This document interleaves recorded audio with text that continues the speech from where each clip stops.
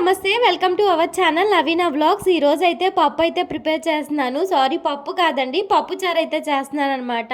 ఈరోజు అయితే పిన్ని వాళ్ళు వచ్చే రోజు అయితే షూట్ చేసిన వీడియో ఇది. పోస్ట్ చేయడానికి అయితే ఈ రోజు అయ్యింది. ఇక చింతపండు అయితే లేదనమాట. ఇక అమ్మమ్మ అయితే తీసుకొని వచ్చారు టమాటాలు ఇవి కూడాను. ఇంట్లో అయితే వెజిటేబుల్స్ ఎక్కువగా మా హస్బెండ్ అన్నీ తినకూడదు కదండి, అందుకని ఎక్కువైతే అసలుకి తెప్పేయడం లేదు.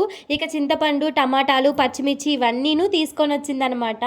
ఇకైతే పిన్ని వాళ్ళు వచ్చేసరికి వంట అంతా ఫినిష్ చేయాలని చెప్పేసి ఇక్కడైతే వంట స్టార్ట్ చేసేసాను. అప్పటికే పిన్ని వాళ్ళు రాలేదు.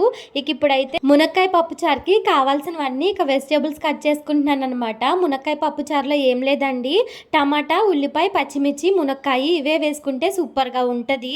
ఇక మనం వెజిటేబుల్స్ అన్నీ వేసుకుంటే అది సాంబార్ అయిపోతుంది అనుకోండి, అది వేరే విషయం. ఇక్కడైతే ఫాస్ట్గా అయితే ప్రిపేర్ చేసి పెట్టామంటే ఇక వాళ్ళు వచ్చినప్పుడు హడావుడి లేకుండా ప్రశాంతంగా అందరం కూర్చొని తినొచ్చు కదా అని చెప్పి ఇక్కడ రాకముందే ప్రిపేర్ చేసుకుంటున్నాను. వంట చేసేటప్పుడు మాట్లాడుకుంటూ చేసామంటే అసలు అంత కష్టంగా అనిపిదండి, త్వరగా అయిపోయినట్టు అనిపిస్తుంది అనమాట.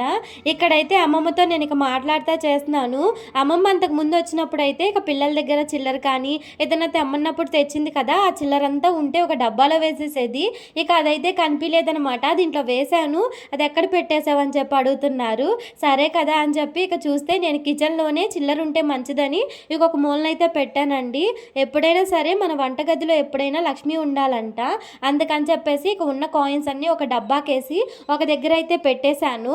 అదే అమ్మమ్మకి ఇచ్చాను అనమాట. ఈ రోజు అయితే టమాటాలు ఇవి తీసుకొచ్చింది కదా, మిగిలిన చిల్లర అయితే మళ్ళీ దాంట్లో అయితే వేసి, ఇంతకు ముందు అయితే వంటగదిలో చిల్లర ఉండాలమ్మా, నీ చేతిలో కూడా డబ్బులు ఉండాలి, ఇవన్నీ అమ్మ వాళ్ళు చెప్తూ ఉంటే ఇంటికి గుమ్మడికాయ కట్టుకోవాలి, పిల్లలకి ఉప్పు దిష్టి తీస్తూ ఉండాలి, నిమ్మకాయలు అయితే ఇంటికి కట్టాలి, ఇవన్నీ చెప్తూ ఉండేవాళ్ళు. అంతగా నేను నమ్మేదాన్ని కాదండి, పాటించేదాన్ని కూడా కాదనమాట. తర్వాత ఏంటంటే మాకు కొన్ని తగిలిన దెబ్బల వల్ల నేనైతే బలంగా నమ్మానమాట. ఇప్పుడైతే పెద్దవాళ్ళు ఏది చెప్పినా కూడా మన మంచికే కదా అని చెప్పేసి బాగా అర్థమైపోయింది. ఏదైనా సరే దెబ్బ తగిలితేనే అర్థమవుతుంది కదండి.